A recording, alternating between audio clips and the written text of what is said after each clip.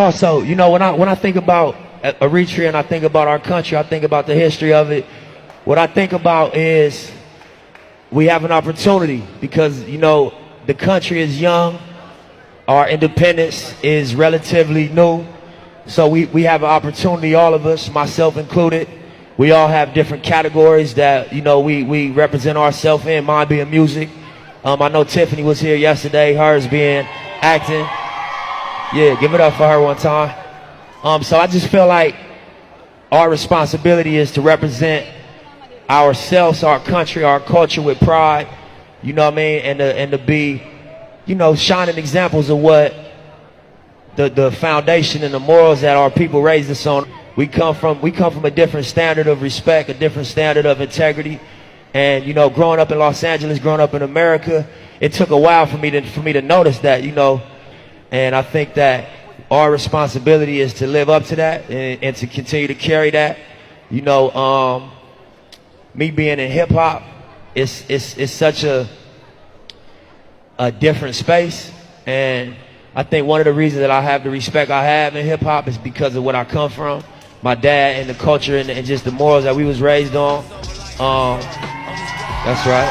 That's right. Whenever somebody asks me that, the first thing I just say is I feel a sense of pride, you know, knowing the history of the struggle and just the circumstances that our people overcame, you know, from being outnumbered, being against, you know, superpowers and coming out victorious, and then being self-sufficient after the fact and being independent in a country that believes in self-sufficiency and building from scratch. And similar to what I stand for in music is, you know, taking the stairs and doing it the long way based on integrity and just believing in, you know, self-sufficiency, like I said, and being aware of the way that taking handouts can cripple you and, you know, suffering through the process for a bigger picture. So I just felt, you know, proud and a sense of pride, and also, you know, a little bit obligated to carry that same integrity in my space. Sacrifice, hustle, pay the price. Want a slice, got to roll the dice. Yeah.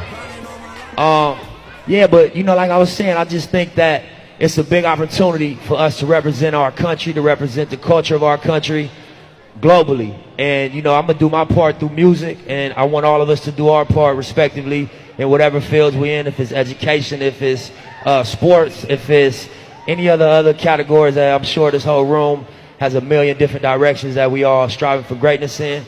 I think we should hold each other to the standard and continue to represent Eritrea. One love. Be another victim to my stubborn pride. Stuck in the ground. What's your question? What motivated you to be what you are today? Man, I love, as a music artist, I just love music since I was a young kid. I was inspired by hip hop. I'm from Los Angeles, so when I grew up, it was a big movement in my city, a rap movement, you know, Death Row, Tupac, Snoop Dogg, yeah. So I was really inspired by just what was going on in my city. How do you think you've impacted Eritrea through your popularity? I think one of the main ways that I've impacted our country is that, you know, I think I was one of the first people to I think have a certain level of success in hip hop, and I was never ashamed of where I come from. I never shied away from my culture. I was always proud of it, and so I think that hopefully I hope that had the same effect on young people. That, you know, be proud of who we are. We come from a very rich culture. We come from a culture full of integrity, and we should be proud of that and represent that. So I hope that's the effect it had. Yeah.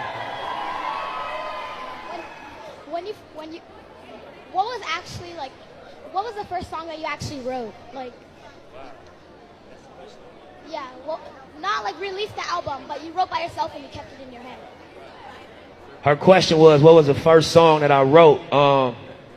Man, I was probably like 10 years old maybe, and what I used to do, I used to listen to rap music, and I would take, like, say, a Tupac song, and I would just listen to the way he rapping and just change the words. So I done that a lot, like with Snoop Dogg records, Tupac records. I can't remember which one, but I was probably like 10 years old, though. Cool. So based on the environment that you lived in, you know, how'd you keep up your culture to the time you are today? You know, living in LA and everything. Yeah, I mean, you know, I was raised by my dad and my mom, but you know, my dad always, you know, he was a proud Eritrean. You know what I mean? So you gonna be like father, like son. Yeah, I got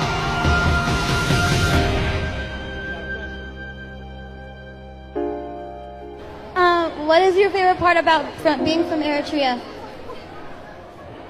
I got a lot of favorites: the food, the people. You know what I mean? The culture, the history of being underdogs and struggling and having integrity and, you know, not selling out and standing for something and fighting for what we believe in.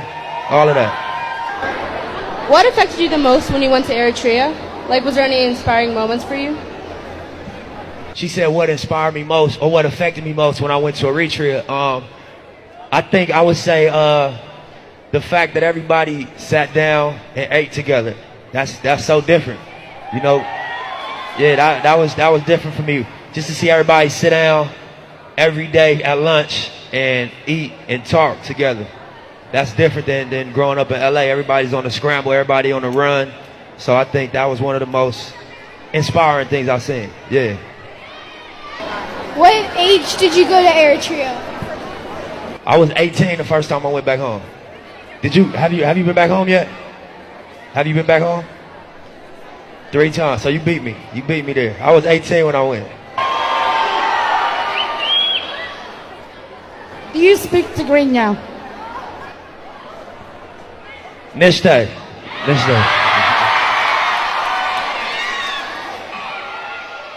Man, I don't know who to pick.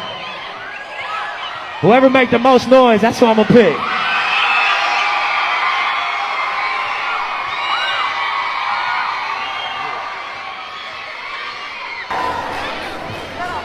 What's your favorite color? What's your favorite color? Red, blue, and green. Right?